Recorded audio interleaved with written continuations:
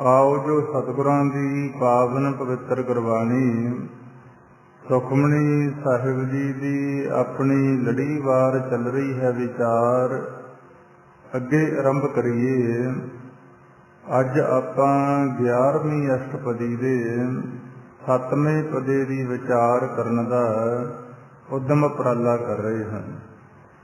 इस पदे के अंदर धन श्री गुरु अर्जन देव साहब जी महाराज सानू साडे मन की अवस्था का वर्णन करके समझा रहे हैं कि इंसान का जिहड़ा मन वो किस तरह सतगुर के पूर्ण ज्ञान तो बगैर, सच्ची संगत तो बगैर बहुत सारे धर्म के कर्म करता रहिंदा, पर फिर भी उसके मन नूं जिहड़ी पूर्ण तौर पर शांति आ उहदी प्राप्ति नहीं हुंदी।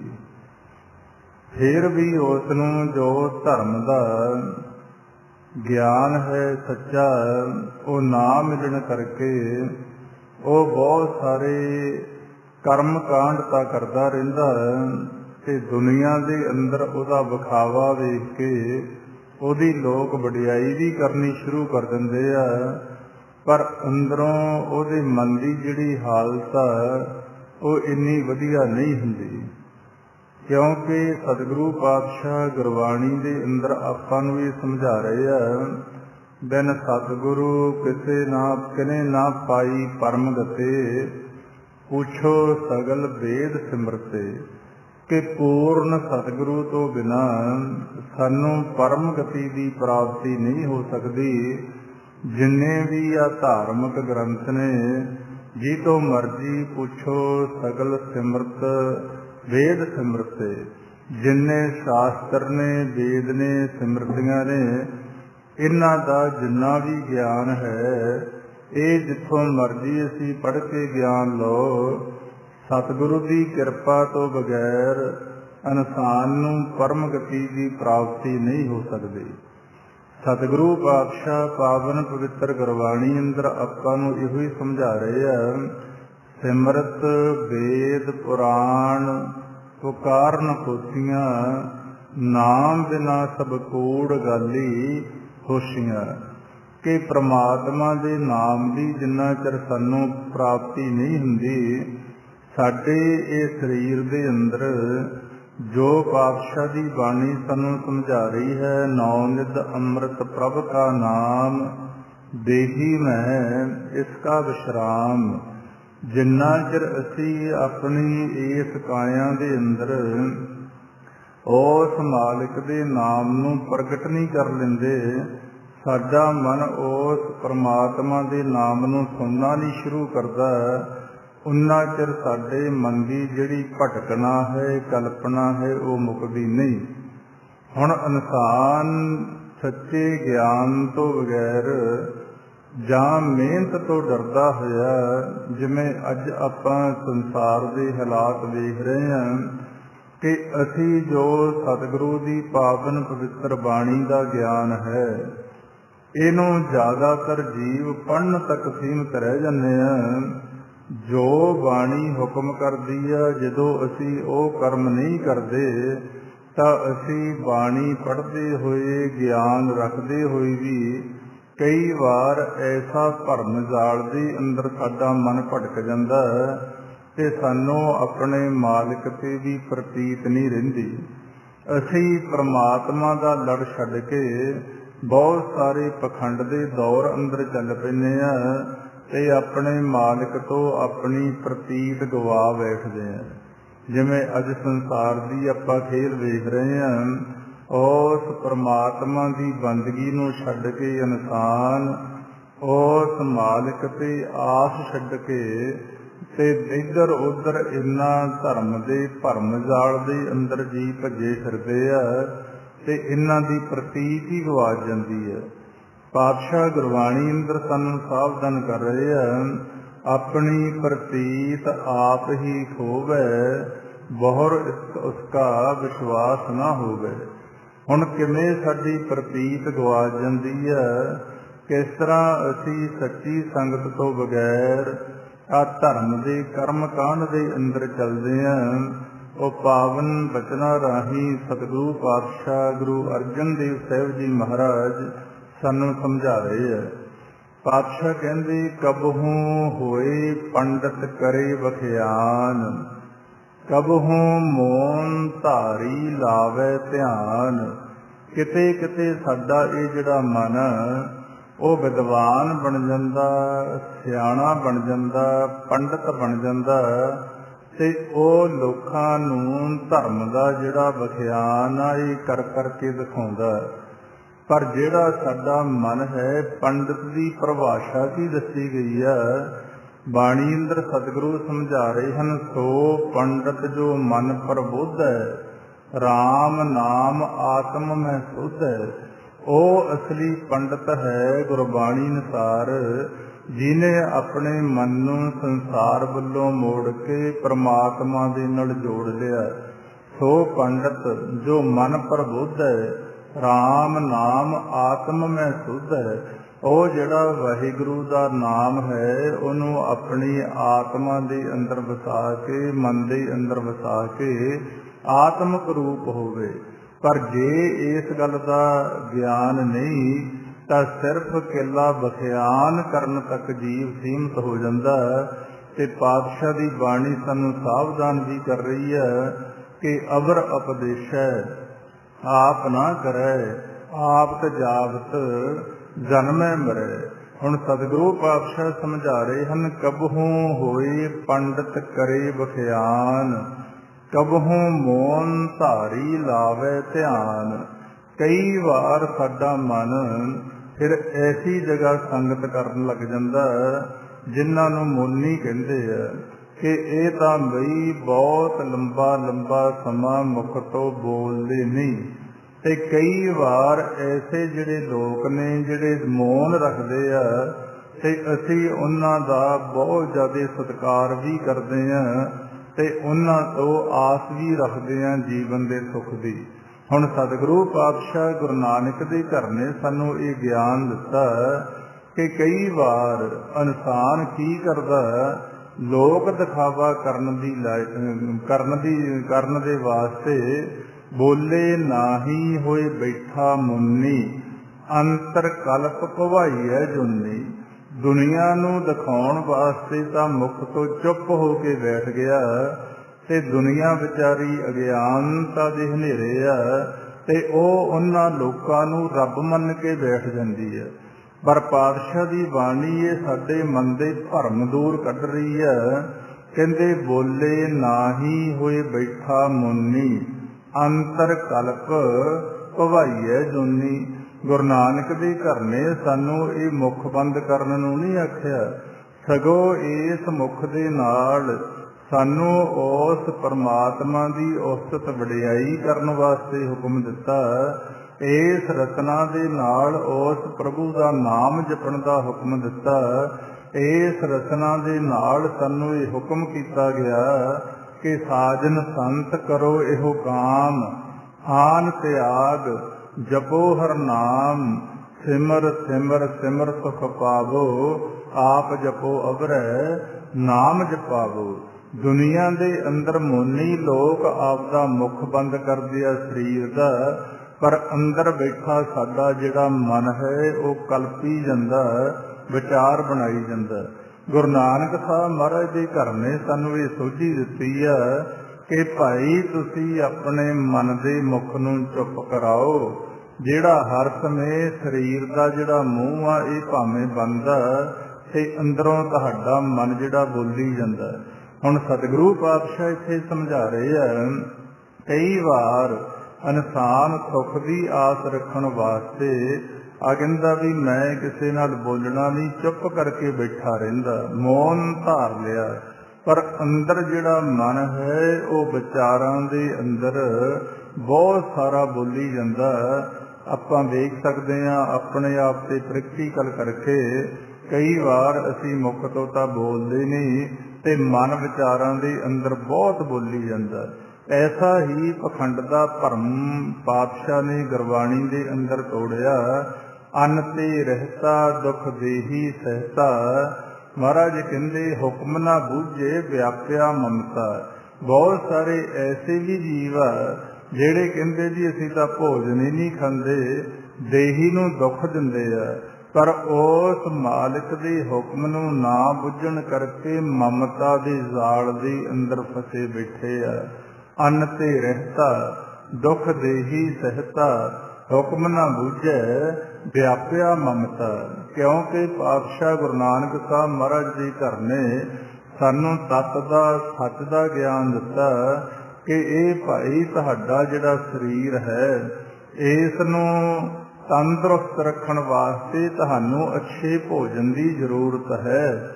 ਜੇ ਤੁਸੀਂ ਭੋਜਨ ਨਹੀਂ ਖਾਂਦੇ ਤਾਂ ਮਹਾਰਾਜ ਸਮਝਾ ਰਹੇ ਆ, ਛੋੜੈ ਅੰਨ ਕਰੈ ਪਖੰਡ, ਨਾ ਉਹ ਸੁਹਾਗਣ ਨਾ ਉਹ ਰੰਡ। ਅੰਨ ਵੀ ਛੱਡਤਾ, ਬੋਲਣਾ ਵੀ ਛੱਡਤਾ। ਪਾਤਸ਼ਾਹ ਦੀ ਗੁਰਬਾਣੀ ਅੰਦਰ ਫਿਰ ਸਾਵਧਾਨ ਕੀਤਾ ਗਿਆ, ਨਾ ਉਹ ਸੁਹਾਗਣਾ ਤੇ ਨਾ ਉਹ ਰੰਡੀਆਂ। ਕਿਉਂਕਿ ਗੁਰੂ ਨਾਨਕ ਸਾਹਿਬ ਪਾਤਸ਼ਾਹ ਦੇ ਘਰ ਨੇ ਸਾਨੂੰ ਮਨ ਦੀ ਭਗਤੀ ਕਰਨ ਵਾਸਤੇ ਸਿਖਾਇਆ ਕਿ ਤੁਸੀਂ ਭਾਈ ਮਨ ਨੂੰ ਚੁੱਪ ਕਰਾਓ। ਜਿੰਨਾ ਚਿਰ ਤੁਹਾਡਾ ਮਨ ਨਹੀਂ ਚੁੱਪ ਕਰਦਾ, ਇਹ ਨਹੀਂ ਬੋਲਣੋਂ ਹਟਦਾ, ਉਨਾ ਚਿਰ ਤੁਸੀਂ ਵਿਚਾਰਾਂ ਤੋਂ ਬਾਹਰ ਨਹੀਂ ਆਉਂਦੇ, ਇਹ ਭਵ ਸਾਗਰ ਪਾਰ ਹੋਵੇਗਾ ਨਹੀਂ। ਜਿੰਨਾ ਚਿਰ ਤੁਹਾਡੇ ਮਨ ਨੂੰ ਤੁਹਾਡੇ ਮਨ ਦੀ ਖੁਰਾਕ ਨਹੀਂ ਮਿਲਦੀ, ਉਨਾ ਚਿਰ ਇਹ ਭੁੱਖਾ ਰਹੇਗਾ। ਤਾਂ ਸਤਿਗੁਰੂ ਸਮਝਾ ਰਹੇ ਹਨ, ਕਬਹੂ ਮੌਨ ਧਾਰੀ ਲਾਵੇ ਧਿਆਨ। ਮੁਖ ਤੋਂ ਚੁੱਪ ਹੋ ਗਿਆ, ਵੇਖਣ ਵਾਲੇ ਨੂੰ ਇਹ ਲੱਗਦਾ ਕਿ ਇਹ ਤਾਂ ਜੀ ਪਰਮਾਤਮਾ ਦੇ ਨਾਲ ਧਿਆਨ ਜੋੜੀ ਬੈਠਾ, ਪਰ ਧਿਆਨ ਕਿੱਥੇ ਆ? ਬੋਲੇ ਨਾ ਹੀ ਹੋਈ ਬੈਠਾ ਮੁੰਨੀ, ਅੰਤਰ ਕਲਪ ਭਵਾਈਐ ਜੋਨੀ। ਅੰਦਰ ਜਿਹੜਾ ਮਨ ਹੈ ਉਹ ਸੰਸਾਰ ਦੇ ਵਿਚਾਰਾਂ ਦੇ ਅੰਦਰ ਜੁੜਿਆ ਬੈਠਾ। ਤਾਂ ਸਤਿਗੁਰੂ ਪਾਤਸ਼ਾਹ ਸਮਝਾ ਰਹੇ ਆ, ਕਬਹੂ ਤਟ ਤੀਰਥ ਇਸ਼ਨਾਨ। ਕਦੇ ਕਦੇ ਫਿਰ ਇਹਦੇ ਮਨ ਦੇ ਅੰਦਰ ਇਹ ਵਿਚਾਰ ਬਣਦਾ ਕਿ ਨਾ ਬਈ ਪੰਡਤ ਗਿਆਨੀ ਬਣ ਕੇ ਸੁੱਖ ਮਿਲਿਆ, ਨਾ ਮੋਨ ਧਾਰੀ ਬਣ ਕੇ ਸੁੱਖ ਮਿਲਿਆ।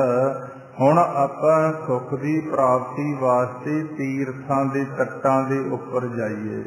ਕਿਉਂਕਿ ਪਹਿਲੇ ਸਮਿਆਂ ਦੇ ਅੰਦਰ ਆ ਜਿਹੜਾ ਪ੍ਰਚਾਰ ਦਾ ਸਾਧਨ ਹੁੰਦਾ, ਇਹ ਹੁੰਦੇ ਤੀਰਥਾਂ ਦੇ ਤੱਟ, ਤੀਰਥਾਂ ਦੇ ਕਿਨਾਰੇ।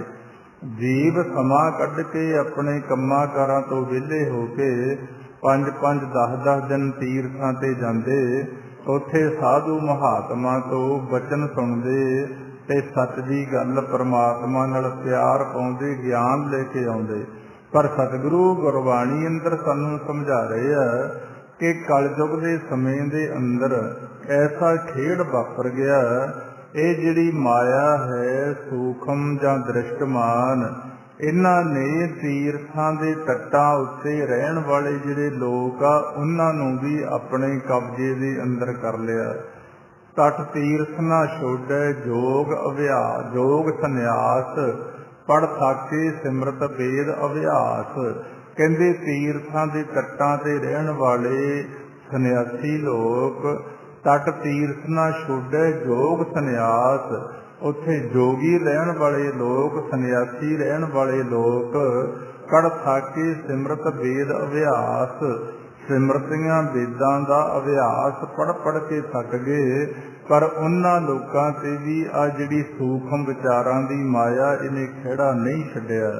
ਜਿਵੇਂ ਆਪਾਂ ਦੇਖਦੇ ਹਾਂ, ਇਨਸਾਨ ਘਰ ਪਰਿਵਾਰ ਦੇ ਦੁੱਖਾਂ ਤੋਂ ਤੰਗ ਹੋਇਆ ਵਿਆ ਪਰਿਵਾਰ ਤੋਂ ਪਾਸੇ ਰਹਿਣਾ ਸ਼ੁਰੂ ਕਰ ਦਿੰਦੇ ਲੋਕ, ਜੰਗਲਾਂ ਆਦਿਕ 'ਚ ਜਾ ਕੇ।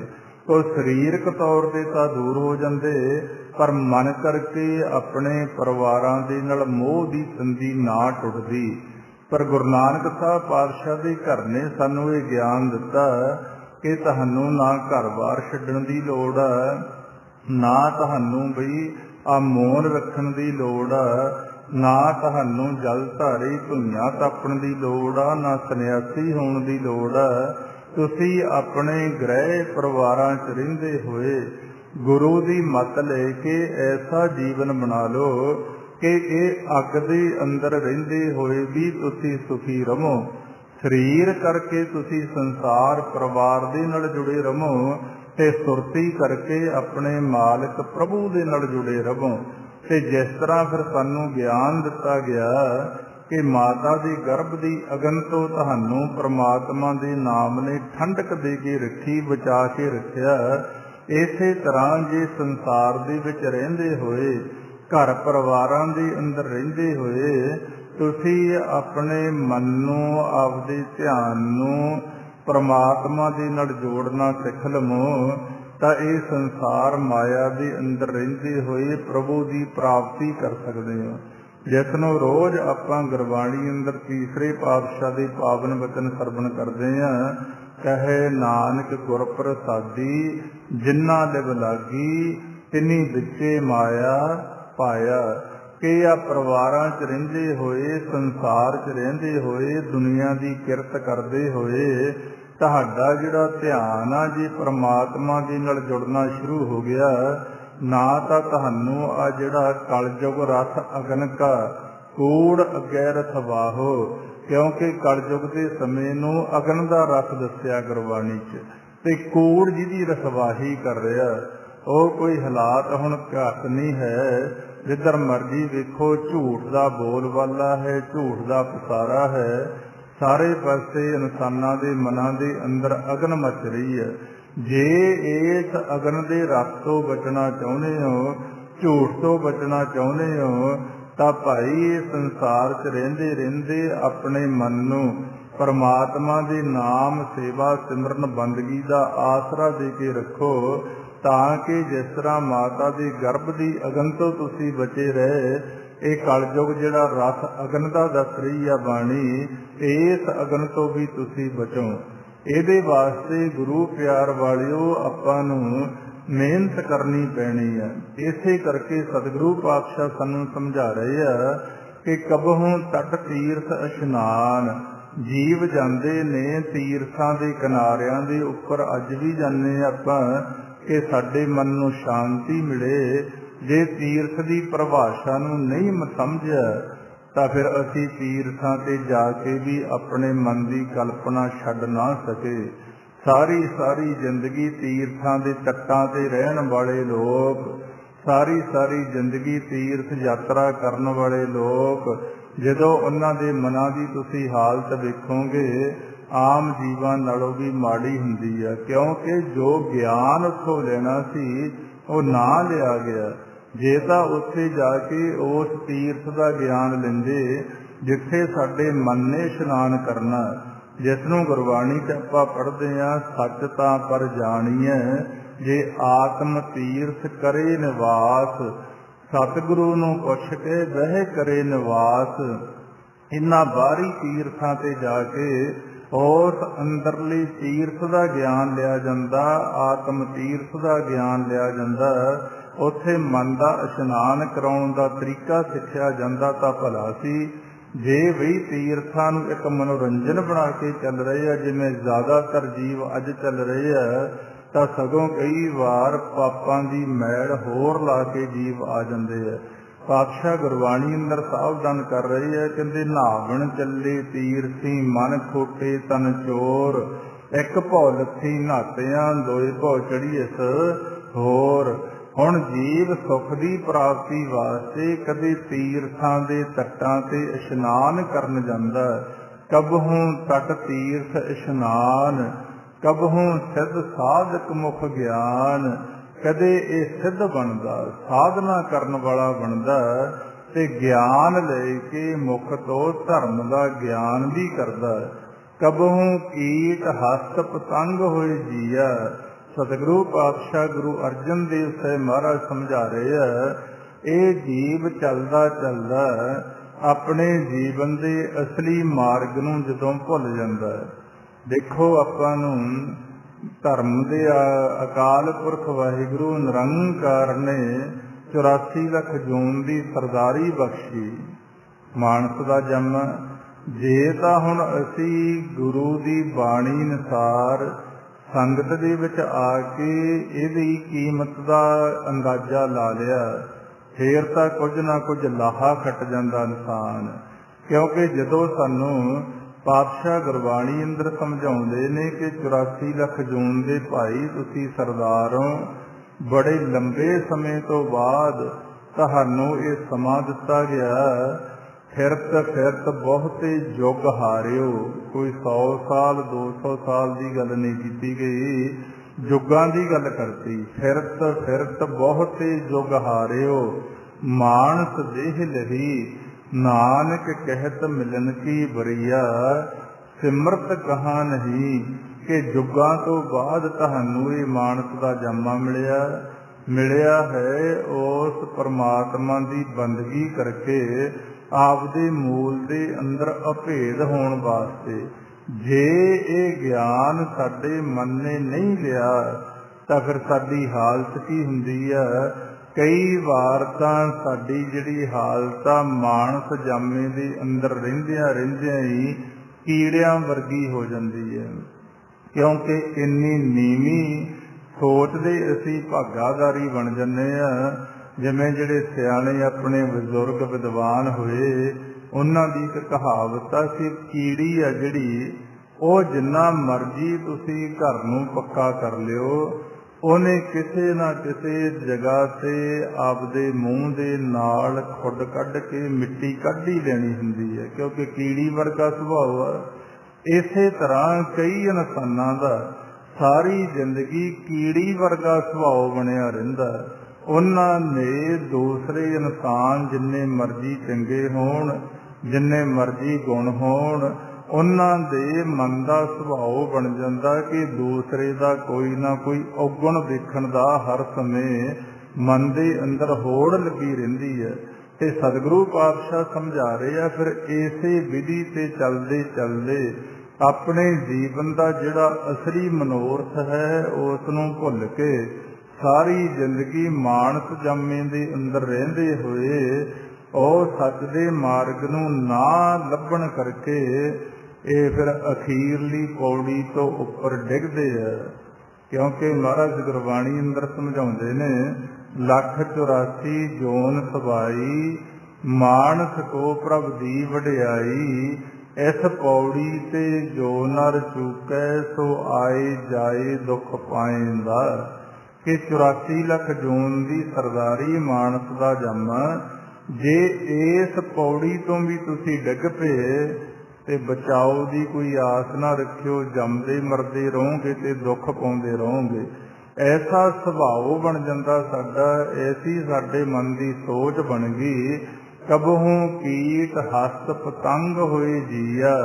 ਤੇ ਇਹ ਪਹਿਲਾਂ ਹੀ ਜੀਵ ਪਤਾ ਨਹੀਂ ਕਿੰਨੀਆਂ ਕੁ ਜੂਨਾਂ 'ਚ ਭਰਮਦਾ ਹੋਇਆ ਇਹ ਮਾਨਸ ਜਾਮੇ ਦੇ ਅੰਦਰ ਆਇਆ। ਅਨਕ ਜੋਨ ਭਰਮੈ ਭਰਮੀਆ, ਅਨੇਕਾਂ ਜੂਨਾਂ ਦੇ ਅੰਦਰ ਭਰਮਦਾ ਹੀ ਹੋਏ ਨੂੰ ਇਹ ਮਾਨਸ ਦਾ ਜਾਮਾ ਮਿਲਿਆ।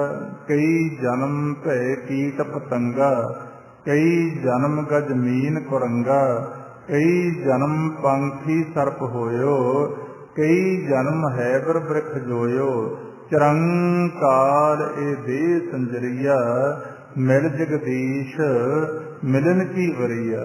ਪਹਿਲਾਂ ਹੀ ਬਹੁਤ ਸਾਰੀਆਂ ਟੇਢੀਆਂ ਜੂਨਾਂ ਦੇ ਵਿੱਚ ਹੁੰਦੇ ਹੋਏ ਇਹ 84 ਲੱਖ ਜੂਨ ਦੀ ਸਰਦਾਰੀ ਮਿਲੀ ਤੇ ਇਹਦੇ ਅੰਦਰ ਆ ਕੇ ਵੀ ਕਰਮ ਆਪਦੇ ਇਹੋ ਜਿਹੇ ਬਣਾ ਕੇ ਰੱਖੇ, ਦੁਬਾਰਾ ਫੇਰ ਇਹ ਜੰਮਣ ਔਰ ਮਰਨ ਦੇ ਚੱਕਰ 'ਚ ਜਾ ਕੇ ਦੁੱਖ ਭੋਗਦਾ ਰਿਹਾ।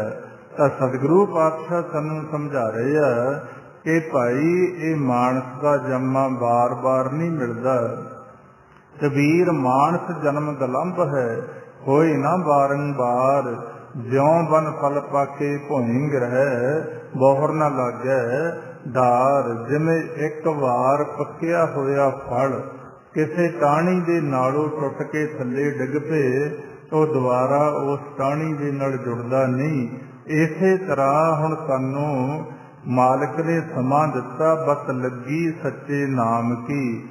ਮਾਨਸ ਦੇਹੀ ਦੀ ਇਹ ਬੱਤਰ, ਜਿੱਥੇ ਅਸੀਂ ਪਰਮਾਤਮਾ ਦਾ ਨਾਮ ਇਹ ਸਰੀਰ ਰੂਪੀ ਖੇਤ ਦੇ ਅੰਦਰ, ਹਿਰਦੇ ਰੂਪੀ ਖੇਤ ਦੇ ਅੰਦਰ ਬੀਜਣਾ ਹੁੰਦਾ, ਤਾਂ ਕਿ ਅਸੀਂ ਇਸ ਜੀਵਨ ਦਾ ਪੂਰਨ ਤੌਰ ਤੇ ਲਾਹਾ ਲੈ ਕੇ ਉਸ ਆਪਣੇ ਮੂਲ ਸੱਚ ਪਰਮਾਤਮਾ 'ਚ ਅਭੇਦ ਹੋ ਕੇ ਆਪਣੇ ਨਿਜ ਘਰ ਦੀ ਪ੍ਰਾਪਤੀ ਕਰ ਲਈਏ, ਜਿੱਥੋਂ ਦੁਆਰੇ ਸਾਨੂੰ ਆ ਸੰਸਾਰ ਦੇ ਅੰਦਰ ਫੇਰਾ ਨਾ ਪਾਉਣਾ ਪਵੇ। ਜਿਸ ਨੂੰ ਸੁਹਲਾ ਸਾਹਿਬ ਦੀ ਬਾਣੀ 'ਚ ਆਪਾਂ ਹਰ ਰੋਜ਼ ਪੜ੍ਹਦੇ ਹਾਂ, निज कर महल पावो सुख सहजे, बोहर ना हुई गो फेरा। कि भाई गुरु का ज्ञान लेके अपने निज घर की प्राप्ति करो। उस सिर घर के अंदर बैठना सिखो, जिथे बैठण दे नाल मालिक ने तुहाडे आ कारज आप सवार देने आ।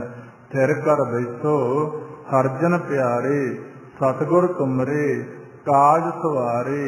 दुष्ट दूत परमेश्वर मारे, जन की पैज रखी करतारे। हुण सिर घर दे अंदर आपां तां बैठ सकांगे जे ये माया दे घर दे विचों, जिथे हमेशा डोलदा रहिंदा मन, आपां वेख रहे हैं चुप करके आपां बैठ जाओ। साडा मन विचारां दे अंदर माया दे इन्ने विचार संसार दे लैंदा कि एक क्षण भर भी इनू टकाओ नहीं। इसे तरह चलदियां चलदियां साडा अंत समा आ जांदा, फिर जिधर नूं साडा ध्यान हो जांदा ओह जिहा काया दा कपड़ सानूं दुबारा फिर मिल जांदा। जे असी अपने मन नूं टकाऊ दे अंदर लिया के अपने परमात्मा दे नाल जोड़ना सिख लैंदे आ, साडा ध्यान दुनियादारी चों निकल के प्रभु परमेश्वर नाल जुड़ना सिख लिया, तां असी अंतले सवास दे उपर ज्यों ही ये काया दा कपड़ साडा उतरना, असी अपने मालिक दे विच अभेद हो जाएंगे। जे नहीं तां सतगुरु पातशाह समझा रहे आ, अनक जोन भरमे भरमीआ। ਜਿਹੜੇ जीव फिर ये आपदे जीवन के मनोरथ तो दूर चले जाते हैं, ਉਹ अनेकां ਜੁਨਾਂ ਦੇ अंदर ਭਰਮਦੇ ਹੋਏ दुख पाउंदे आ। ਹੁਣ ਅਖੀਰਲੀਆਂ ਪੰਗਤੀਆਂ ਦੇ अंदर सतगुरु पातशाह आपां नूं समझा रहे आ, नाना रूप ज्यों स्वांगी दिखावे, ज्यों प्रभ भावे तिवे नचावे। जिमें आपां देखदे हां कि स्वांग करन वाले बहुत सारे हुण तां साधन, पहलां तां रास धार गई हुंदे, किवें आपां संसार दे अंदर वेखदे हां जीव नच टप रहे आ। इसे तरह सतगुरु पातशाह सानूं समझा रहे आ, ਜਿਹੜੇ ਜੀਵ ਤਾਂ ਵੀ परमात्मा नाल प्यार पा लेंदे आ, ਉਹ ਤਾਂ फिर वाहिगुरु दे अगे नचदे आ। उन्हां दा मन नचदा नाच मन तो गुर के आगे। ਜਿਹੜੇ फिर परमात्मा तो टुटे हुए जीव आ, उन्हां नूं भी संसार दी माया जिवें नचाई जांदी आ उवें जीव नच्ची जांदा। अज आपां वेख रहे हां साडे मनां दे हालात परमात्मा तो टुटे होने करके ज्यों ज्यों माया का प्रभाव बढ़ता जाता ते जीव संसार की किमें कल्प रहे हैं, किस तरह दुखी हो रहे हैं, ते आपदे आप सुखी होने की कोशिश भी करते हैं, पर धर्म के कर्म करते हुए परमात्मा नूं भाउंदे नहीं। जे साडे मनां दे अंदर ये प्यार पैदा हो जाए संगत के अंदर आके कि जो भी असी धर्म के कर्म करते हैं, ये करते हुए असी मालिक दीयां नज़रां च अच्छे बन जाइए, साडे ये जिहड़े कर्म परमात्मा नूं भा जाण। जिस तरह रोज़ आपां जपजी साहिब की बाणी च पढ़ते हैं, तीर खनावां जेत सुभावां बिन भाणे के नहाए करी। कि जो भी असी कर्म धर्म का करते हैं मन के अंदर ये प्यार होवे कि परमात्मा नूं भा जाइए। ਜਿਹੜੇ जीव तां फिर परमात्मा नूं भा जांदे आ, उन्हां नूं तां मालिक रस्ता दिखांदा, ਉਹ मार्ग दिखांदा जिन्हों धर्म की पौड़ी संत का मार्ग कहंदे ने, धर्म की पौड़ी कहंदे ने, पर कोई बिरला बिरला संत का मार्ग धर्म की पौड़ी कोवड़ भागी पाए। नहीं ज्यादातर जीवता अपने जीवन काल दौरान इन्ना माया दे नाल प्यार पा लेंदे आ, तो फिर जिवें माया उन्हां नूं नचाउंदी आ ओह नच्ची जांदे। नाना रूप जिउं स्वांगी दिखावे, क्योंकि उस मालिक ने इन्ने तरह की माया पैदा की आ, जिहदी पैदा की हुई माया दे नाल जुड़ के जीव नच्ची जांदा है। ते ਜਿਹੜੇ फिर भी उस प्रभु दे प्यारे बन जाते हैं, वो फिर माया के उपरों उठ के उन्हां दा मन फिर परमात्मा दे दीदार दे नाल, परमात्मा की कृपा दे नाल नाच मन तो गुर के आगे। ਉਹ ਫਿਰ ਐਸਾ ਇੱਕ ਖੇਡ ਬਣਦਾ ਜਦੋਂ ਨਿਰਮਲ ਹੋ ਜਾਂਦਾ ਮਨ, ਉਹ ਪਰਮਾਤਮਾ ਦੇ ਨਾਲ ਪਿਆਰ ਪਾ ਕੇ ਜਦੋਂ ਉੱਥੇ ਫਿਰ ਨੱਚਦਾ, ਉਹ ਵੱਖਰਾ ਨੱਚਣਾ ਹੈ। ਤੇ ਸਤਿਗੁਰੂ ਪਾਤਸ਼ਾਹ ਸਮਝਾ ਰਹੇ ਹਨ, ਜੋਤ ਸੁਭਾਵੈ ਸੋਈ ਹੋਏ, ਨਾਨਕ ਦੂਜਾ ਅਵਰ ਨਾ ਕੋਏ। ਸਤਿਗੁਰੂ ਪਾਤਸ਼ਾਹ ਸਮਝਾ ਰਹੇ ਆ ਵੀ ਹੁੰਦਾ ਉਹੀ ਆ ਜਿਹੜਾ ਉਹ ਮਾਲਕ ਨੂੰ ਭਾਉਂਦਾ, ਨਾਨਕ ਦੂਜਾ ਅਵਰ ਨਾ ਕੋਏ। ਕਹਿੰਦੇ ਹੋਰ ਕੋਈ ਹੈ ਹੀ ਨਹੀਂ ਜਿਹਦੇ ਹੁਕਮ ਦੇ ਅੰਦਰ ਇਹ ਸੰਸਾਰ ਦਾ ਖੇਡ ਚੱਲਦਾ ਹੋਵੇ। ਬਸ ਆਹੀ ਸਾਡੀ ਕਲਪਨਾ ਦਾ ਦੁੱਖਾਂ ਦਾ ਕਾਰਨ। ਅਸੀਂ ਆਪ ਦੀ ਇੱਛਾ ਅਨੁਸਾਰ ਜ਼ਿੰਦਗੀ ਜਿਉਣੀ ਚਾਹੁੰਦੇ ਹਾਂ, ਤੇ ਬਾਣੀ ਕਹਿੰਦੀ ਤੁਹਾਡਾ ਕੀਤਾ ਕੁਝ ਹੋਣਾ ਨਹੀਂ। ਨਰ ਚਾਹਤ ਕਛ ਔਰੈ ਕੀ ਔਰੈ ਭਈ, ਚਿਤਵਤ ਰਹਿਓ ਠਗੌਰ ਨਾਨਕ ਫਾਸੀ ਗੱਲ ਭਰੀ। ਜਿਨ੍ਹਾਂ ਨੇ ਫਿਰ ਧਰਮ ਦਾ ਗਿਆਨ ਲੈ ਕੇ ਆਪਣੇ ਮਨ ਨੂੰ ਇੱਥੇ ਟਿਕਾ ਕੇ ਰੱਖਿਆ ਕਿ ਵੀ ਹੋਊਗਾ ਤਾਂ ਉਹੀ ਜੋ ਪ੍ਰਭੂ ਨੂੰ ਭਾਉਂਦਾ, ਉਹ ਫਿਰ ਆਪਣੇ ਮਾਲਕ ਦਾ ਸ਼ੁਕਰ ਕਰਦੇ ਆ। ਉਹ ਪਰਮਾਤਮਾ ਦੇ ਅੱਗੇ ਅਰਦਾਸ ਬੇਨਤੀ ਜੋਦੜੀ ਕਰਦੇ ਆ, ਤੇ ਉਹਦੇ ਅੱਗੇ ਇੰਨਾ ਆਪਣੇ ਮਨ ਨੂੰ ਨਿਮਰਤਾ ਚ ਲੈ ਜਾਂਦੇ ਆ, ਤੇ ਉਹਦਾ ਭਾਣਾ ਮੰਨਣ ਦੀ ਦਾਤ ਮੰਗਦੇ ਆ ਸਤਿਗੁਰੂ ਕੋਲੋਂ ਕਿ ਸੱਚੇ ਪਾਤਸ਼ਾਹ ਕਿਰਪਾ ਕਰਿਓ, ਸਾਡੇ ਮਨ ਦੀ ਕਲਪਨਾ ਦੂਰ ਕਰ ਦਿਓ, ਸਾਨੂੰ ਤੇਰੀ ਰਜਾ 'ਚ ਰਹਿਣਾ ਆ ਜੇ। ਜਿਹੜਾ ਫਿਰ ਉਹਦੀ ਰਜਾ 'ਚ ਰਹਿਣਾ ਸਿੱਖ ਲੈਂਦਾ ਉਹਨੂੰ ਸਚਿਆਰਾ ਸਿੱਖ ਕਹਿੰਦੇ ਆ। ਕਿਵ ਸਚਿਆਰਾ ਹੋਈ ਹੈ ਕਿਵ ਕੂੜੈ ਟੁੱਟੈ, ਪਾਲ ਹੁਕਮ ਰਜ਼ਾਈ ਚੱਲਣਾ ਨਾਨਕ ਲਿਖਿਆ ਨਾਲ। ਤੇ ਇਹ ਸਤਿਗੁਰੂ ਪਾਤਸ਼ਾਹ ਨੇ ਅੱਜ ਦੇ ਪਦੇ ਦੇ ਅੰਦਰ ਆਪਾਂ ਨੂੰ ਗਿਆਨ ਦਿੱਤਾ। ਆਓ ਫਿਰ ਆਪਣਾ ਮਨ ਵੀ ਉਸ ਪਰਮਾਤਮਾ ਦੀ ਰਜਾ 'ਚ ਰਹਿਣਾ ਸਿੱਖੇ। ਆਪਾਂ ਗੁਰਮੰਤਰ ਦਾ ਅਭਿਆਸ ਕਰ ਕਰਕੇ ਇੰਨੇ ਕੁ ਆਪਣੇ ਵਿਚਾਰਾਂ ਨੂੰ ਸੀਮਤ ਕਰ ਲਈਏ, ਹੌਲੀ ਹੌਲੀ ਰੁਕ ਜਾਣ ਤੇ ਸਾਡਾ ਧਿਆਨ ਪਰਮਾਤਮਾ ਦੇ ਨਾਲ ਜੁੜਨਾ ਸ਼ੁਰੂ ਹੋ ਜੇ। ਹਾਂਜੀ, ਕਰੋ ਜੀ ਸ਼ੁਰੂ। ਵਾਹਿਗੁਰੂ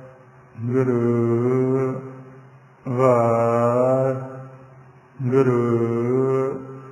ਵਾਹਿਗੁਰੂ ਵਾਹਿਗੁਰੂ ਵਾਹਿਗੁਰੂ ਵਾਹਿਗੁਰੂ